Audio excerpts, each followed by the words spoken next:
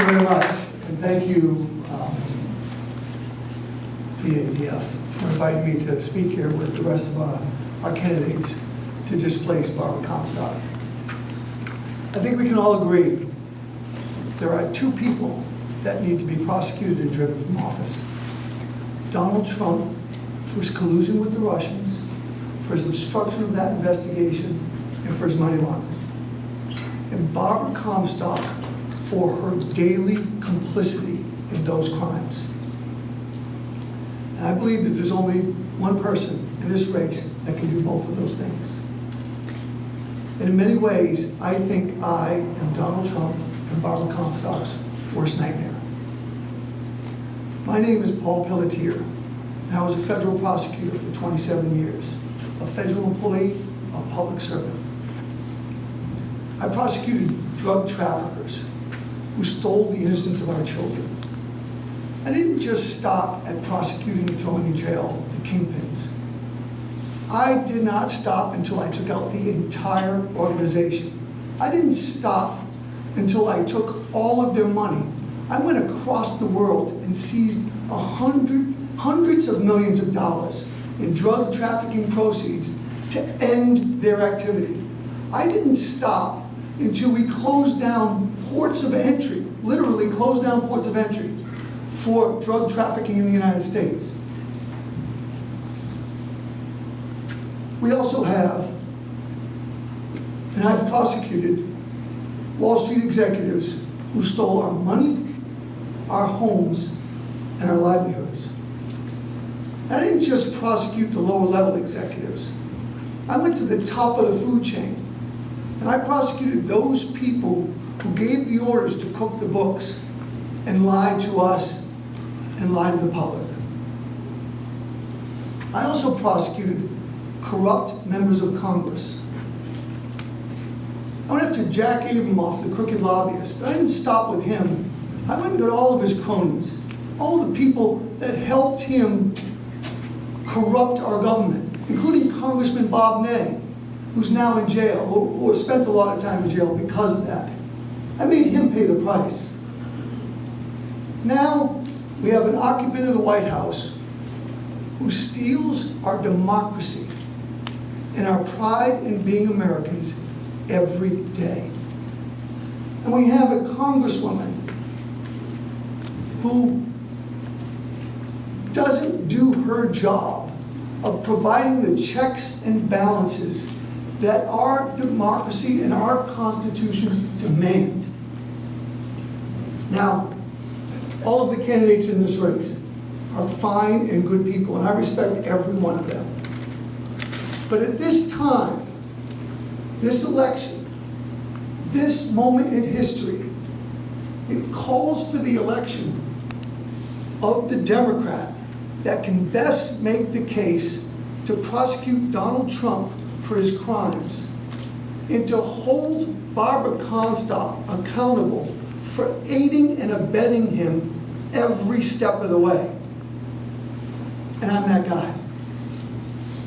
Now, that's the same Barbara Comstock who voted for the GOP tax bill that hurt Northern Virginia families and helped her donors and corporations.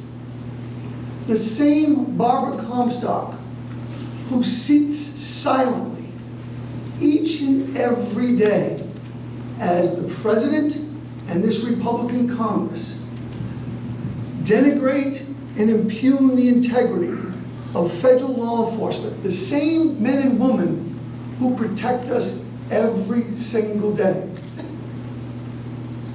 We need someone in Congress who will fight for us, not just our party leaders. I know how to fight. I grew up in a family with 10 brothers and sisters. 7 sisters. You think I don't know how to fight? One house, one bedroom, one house, one bathroom, 7 sisters. Think about it. It prepared me for a lot, but it certainly prepared me for the battles that I fought and continue to want to fight I've won some hard-fought convictions. And I'm prepared to end the era of Trump. Now, they're also stealing our health care. And I know firsthand how access to health care means the difference between living and dying. I volunteered for more than 20 years at a cancer camp for kids. And I sat at the bedside of kids who were literally dying because they didn't have access to health care. And I went to the weddings of kids who did. Families should not have to make that choice ever. Barbara Comstock and Donald Trump, they're also stealing our public trust. We have, right now, a corrupt government. And I know how to deal with corrupt politicians. I've prosecuted people who used to wear pinstripe suits. Now they're wearing prison stripes. I've prosecuted those who thought they were above the law, and they're now running tin cans along their prison bars. I'll give you an example. Alan Stanford stole billions of dollars from people, hardworking Americans. He's now wearing an orange jumpsuit and prison shackles, and he doesn't have his ascot or his yacht anymore. He did it for 20 years. People were afraid to go after him. People were afraid of his power. Not me. He's now in jail for more than 110 years because I was not going to stop. We need someone in Congress who isn't afraid to go after the powerful. I know how to do that. I spent my entire career doing that. We need someone in Congress who can make the best case to go after Donald Trump.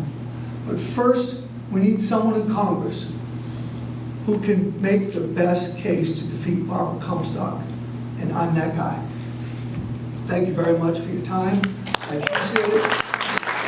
I hope I reserve comments or questions.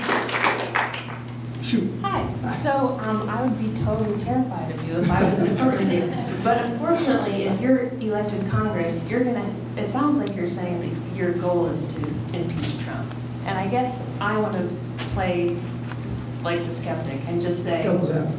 And just say, thank you, and just say, I don't think it's going to happen because we've got to get the House and Senate on board. But anyway, we can get it back and forth about that. I'm worried the party is in a stance now where it's all about, we're good at protesting, we're good at being anti-Trump, but how do we, the Democratic Party was around long before Donald Trump came around, and we had to be for something and not just against Trump. So I'm concerned about what you're saying, that you're all about bringing Donald Trump down, and that sounds great, but so let's say he's not impeached and you're the congressman. I mean, you can't take him down in a courtroom. You've got to work with Republicans and Anyway, All right, great question. There are two things that need to happen. First, Democrats need to take back the House, and this is ground zero for that to happen. Second, all of the things that you've been talking about, environmental policy, health care, equal pay, all of those things are not going to happen with Donald Trump as president. He's going to veto everything we've talked about, he's going to veto. And why? Because he's running America like he ran Trump University. This is for his own personal aggrandizement. He doesn't care about access to health care. He doesn't care about women's rights. So I'm not unmindful of the fact that we need to take back Congress first. But once we do that, we have a president that every day is destroying our democracy. And we all know what the facts are, all right? And those facts make the case for impeachment. What he's done is an absolute affront to our democracy, and this Congress is not, absolutely not, being the check and balance that they're required to be. And so when you see people cozying up to the Russians, when you see people obstructing an investigation, and they're the President of the United States, they have to be held accountable. In this country, that's what we do. And so I'm against Trump, sure I am, and I'm against Comstock, sure I am, and I'm against the Republicans, sure I am, but we cannot have this guy leading our country into abyss for the next 3 years when he's proven himself as a criminal. And I don't think we can stand for that. That's my opinion.